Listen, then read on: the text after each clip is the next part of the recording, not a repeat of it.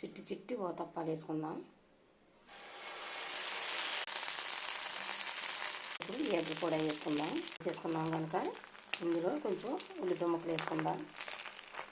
దీనిపైన కారపొడి జిమ్ముకుందాం.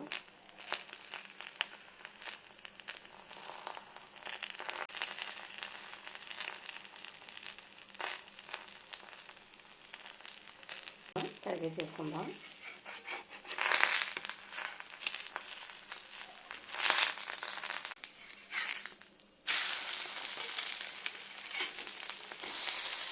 కొంచెం ఆయిల్ వేసుకుందాం పైన.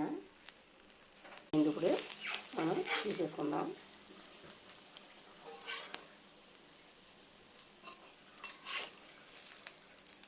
ఎగ్ ఊతప్ప రెడీ అయిపోయింది. ఇలా మీరు కూడా ట్రై చేయండి. వీడియో కనుక మీకు నచ్చినట్లయితే సబ్స్క్రైబ్ చేయండి, లైక్ చేయండి, షేర్ చేయండి, కామెంట్ చేయండి.